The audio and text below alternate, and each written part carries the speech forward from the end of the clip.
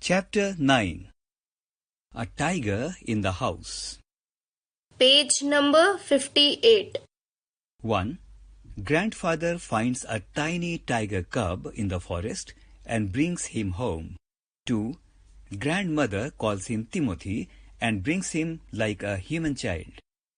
3. Timothy is playful and naughty. His companions are Toto, the monkey, a puppy, and the other members of the household. Now, the story. Timothy, the tiger cub, was discovered by grandfather in the Terai jungle near Dehra. One day, when grandfather was strolling down the forest path at some distance from the rest of the party, he discovered a little tiger about 18 inches long hiding among the intricate roots of a banyan tree. Grandfather picked him up and brought him home. He had the distinction of being the only member of the party to have bagged any game, dead or alive. At first, the tiger cub, who was named Timothy by grandfather, was brought up entirely on milk given to him in a feeding bottle by our cook Mahmoud. But the milk proved too rich for him, and he was put on a diet of raw mutton and cod liver oil, to be followed later by a more tempting diet of pigeons and rabbits. Timothy was provided with two companions, Toto, the monkey, who was bold enough to pull the young tiger by the tail, Page number 59. and then climb up the curtains if Timothy lost his temper, and the small mongrel puppy found on the road by grandfather. At first, Timothy appeared to be quite afraid of the puppy, and darted back with a spring if it came too near. He would make absurd dashes at it with his large forepaws, and then retreat to a ridiculously safe distance. Finally, he allowed the puppy to crawl on his back and rest there. One of Timothy's favorite amusements was to stalk anyone who would play with him. And so, when I came to live with grandfather, I became one of the tiger's favorites. With a crafty look in his glittering eyes and his body crouching, he would creep closer and closer to me, suddenly making a dash for my feet, rolling over on his back, and kicking with delight, and pretending to bite my ankles. He was by this time the size of a full-grown retriever, and when I took him out for walks, people on the road would give us a wide berth. When he pulled hard on his chain, I had difficulty in keeping up with him. His favorite place in the house was the drawing room, and he would make himself comfortable on the long sofa, Page number 60. reclining there with great dignity and snarling at anybody who tried to get him off. Timothy had clean habits and would scrub his face with his paws exactly like a cat. He slept at night in the cook's quarters and was always delighted at being let out by him in the morning. Some words here. Darted means moved or rushed suddenly. Retreat means go back. Stalk means move stealthily towards. Crafty means cunning. Retriever means a breed of a dog trained to retrieve game in hunting.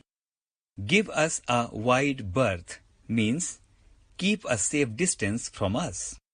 Comprehension check. 1. He had the distinction of being the only member of the party to have bagged any game. The phrase in italics means 1. Grandfather was the most distinguished member of the party. 2. Grandfather was the only sports person in the party. 3. Grandfather was the only successful member of the hunting party. Make the right answer. 2. Complete the following sentences. 1. Toto climbed up the curtains when blank blank blank. 2. Blank blank. I became one of the tiger's favorites. 3. Timothy had clean habits. Blank blank. Some points. As Timothy grows up, he becomes less friendly and rather dangerous. 2. Grandfather decides to transfer him to the zoo. 3. 6 months later, grandfather pays Timothy a visit. Timothy is happy to see grandfather, or is he? Now the story continues. One of these days, declared grandmother in her prophetic manner, we are going to find Timothy sitting on Mahmud's bed and no sign of the cook except his clothes and shoes. Page number 61.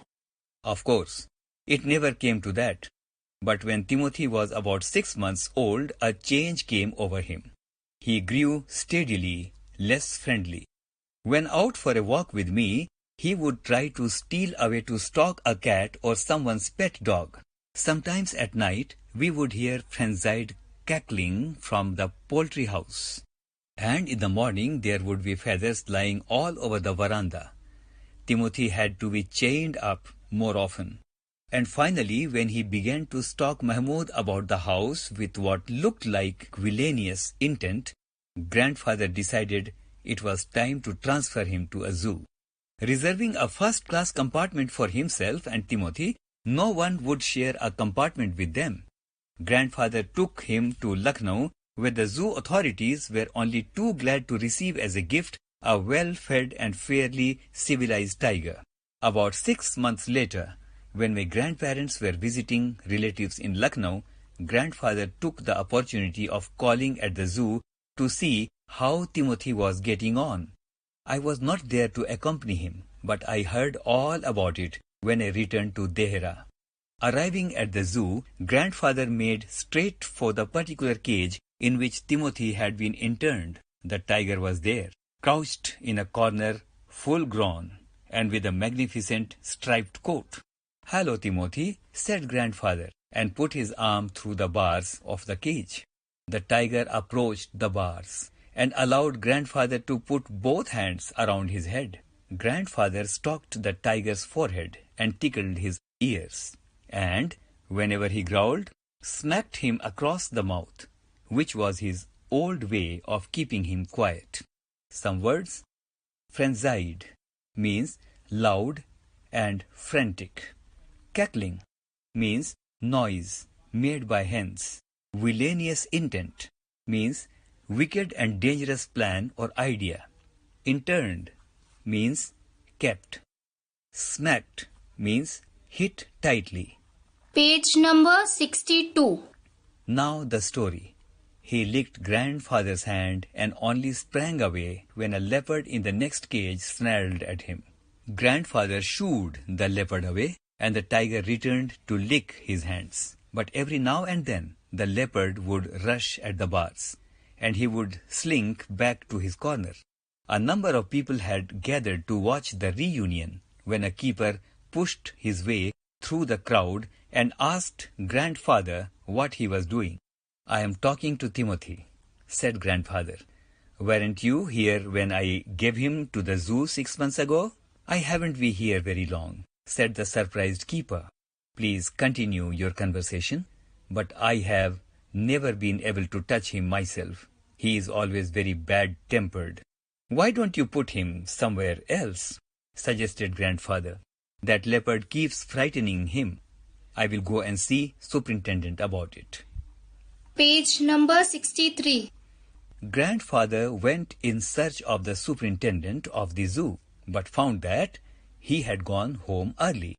And so, after wandering about the zoo for a little while, he returned to Timothy's cage to say goodbye. It was beginning to get dark.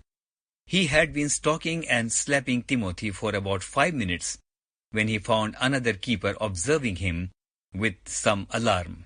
Grandfather recognized him as the keeper who had been there when Timothy had first come to the zoo. "You remember me?" said grandfather. "Now, why don't you transfer Timothy to another cage away from this stupid leopard?" "But, sir," stammered the keeper, "it is not your tiger." I know, said grandfather. "I realize he is no longer mine, but you might at least take a suggestion or two from me." "I remember your tiger very well," said the keeper. "He died 2 months ago." "Died?" exclaimed grandfather. "Yes, sir. of pneumonia. This tiger was trapped in the hills only last month, and he is very dangerous. Grandfather could think of nothing to say. The tiger was still licking his arm with increasing relish. Grandfather took what seemed to him an age to withdraw his hand from the cage. With his face near the tiger, he mumbled, "Good night, Timothy," and giving the keeper a scornful look, walked briskly out of the zoo. Ruskin Bond, slightly abridged. Page number 64. Comprehension check. 1. Grandmother's prophecy was that the tiger 1. would prefer Mahmud's bed to sleep in. 2. And the cook would disappear together from the house. 3. Would one day make a meal of Mahmud. Mark the right answer. 2. When Timothy was about 6 months old, a change came over him. The phrase in italics means that 1. Timothy had grown to his full size. 2. Timothy grew more friendly. 3. Timothy grew less friendly, in fact more dangerous. 3. Write true or false against each of the following statements. 1. Timothy and grandfather went to Lucknow in a special compartment. Blank. 2. The compartment in which grandfather and Timothy travelled had no other passenger. Blank. 3. Timothy and grandfather travelled in a first-class compartment. Blank. 4. All passengers in the compartment thought that Timothy was a well-fed and civilized tiger. Blank. 4. Grandfather suggested that Timothy should be put in another cage. The reason was that 1. The tiger had become very bad-tempered. 2. A leopard in the next cage would constantly rush at Timothy. 3. A cage was too small for a full-grown tiger. 5. The tiger was still licking his arm with increasing relish. The phrase in italics suggests that Timothy 1. was good-natured. 2. recognized an old friend. 3. smelt fresh food. Page number 65. Exercise. Answer the following questions. 1. Where was the tiger cub hiding when grandfather found him? 2 of 1. What did Toto do to entertain Timothy? 2 of 2. What did he do when Timothy lost his temper? 3. I became one of the tiger's favorites. Who is I in the statement? Why did he think so? 4. Where was Timothy most comfortable during the day? Where was he during the night? 5. What was grandmother's prophecy about the cook? Did it come true? 6. What made grandfather decide to transfer Timothy to the zoo? 7. Why did grandfather want Timothy to be put in another enclosure? 8. What shocked grandfather at the end? Discuss the following topics in groups. 1. Shoot animals with a camera, not with a gun. 2. Keeping pets help us become more loving and tolerant. It also helps us respect life in any form. Do you agree? 3. Have you heard of the Society for Prevention of Cruelty to Animals? That is SPCA. What do they do? The competition. Where's Bill today, Belinda? Asked the teacher. In bed, miss, replied Belinda. Is he ill then? What is the matter with him? Asked the teacher. We were having a competition, explained Belinda, to see who could lean out of the window farthest. And Bill won.